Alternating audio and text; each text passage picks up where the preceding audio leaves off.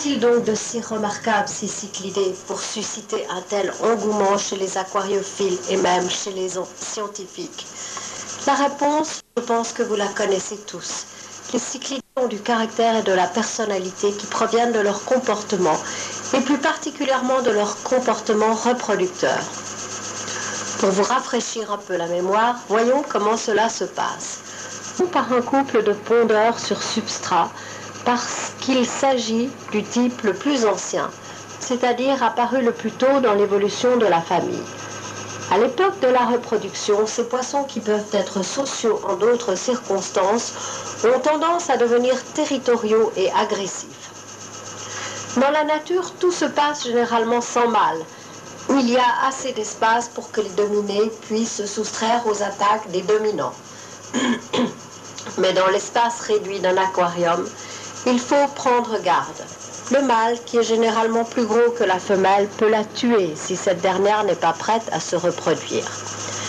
Aussi, l'aquariophile doit faire preuve de diplomatie et la meilleure méthode est d'élever plusieurs juvéniles ensemble, les couples se formant par affinité.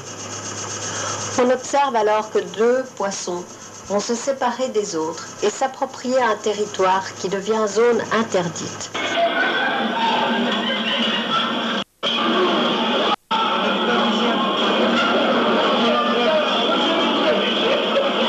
Nage affairé en couple à travers le territoire.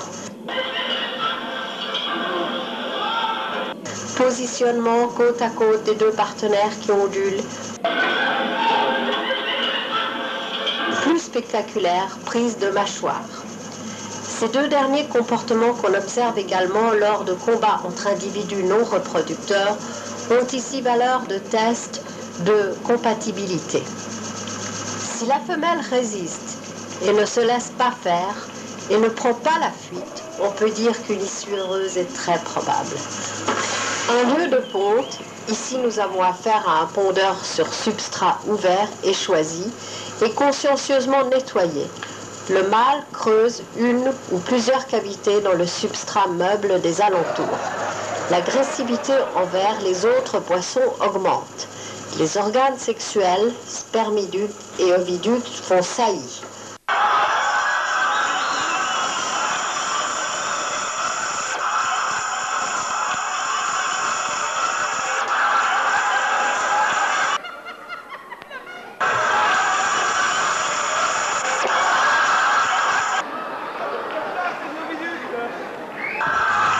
Enfin, la ponte se déclenche. La femelle passe sur la pierre et dépose avec son oviducte une lignée d'œufs. Le mâle suit et éjecte son sperme.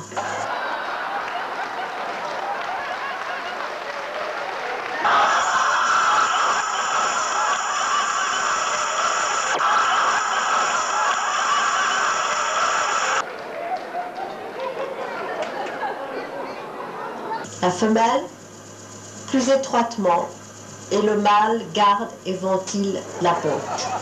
Le mâle assure surtout la défense périphérique du lieu de ponte.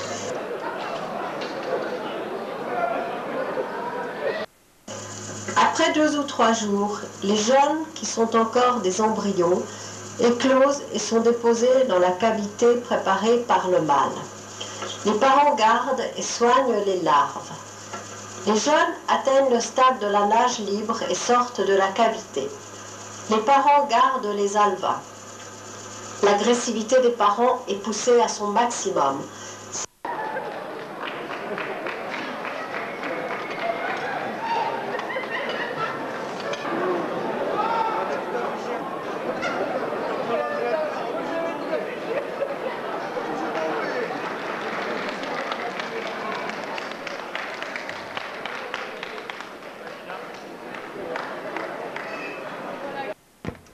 De temps à autre, la femelle demande au mâle de la remplacer courtement pour la garde rapprochée des jeunes en faisant un mouvement saccadé du corps. Au début, chaque soir, les alevins sont reconduits pour la nuit dans la cavité, et ainsi jusqu'à l'émancipation des jeunes qui peut prendre jusqu'à 3 mois. Maintenant, voici un couple d'incubateurs buccaux. Le mâle qui désire se reproduire choisit une cavité naturelle ou en creuse une dans le substrat qui devient l'aire de ponte. Le mâle défend son aire de ponte et refoule les intrus, surtout les autres mâles de son espèce. Par contre, lorsqu'une femelle passe à proximité, le mâle se porte à sa rencontre et pavane devant elle en déployant ses nageoires. Il l'incite à pénétrer dans l'aire de ponte. Si la femelle veut pondre, elle pénètre dans l'arène.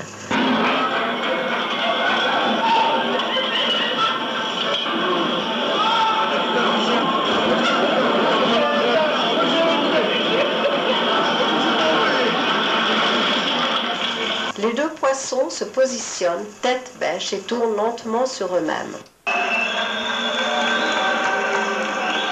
Un œuf est pondu par la femelle, le mâle passe dessus et émet son sperme, puis, le mouvement tournant des poissons se poursuivant, la femelle prend dans sa bouche l'œuf et ensuite essaye de happer les ocelles de l'anal du mâle qui émet de plus belle sa laitance. Ainsi, la fécondation des œufs est parachevée dans la bouche de la femelle.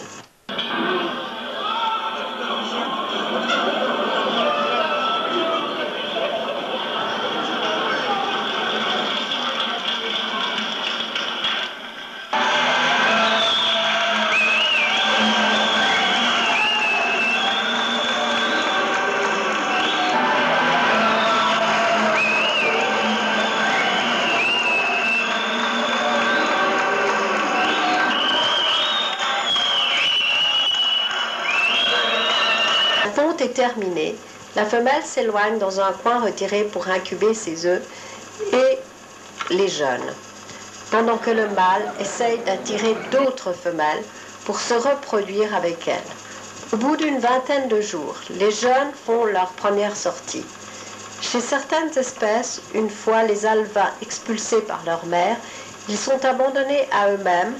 Chez d'autres, la mère continue à les garder pendant quelques semaines et par des secousses caractéristiques de la tête, sait les faire revenir dans sa bouche protectrice en cas de danger.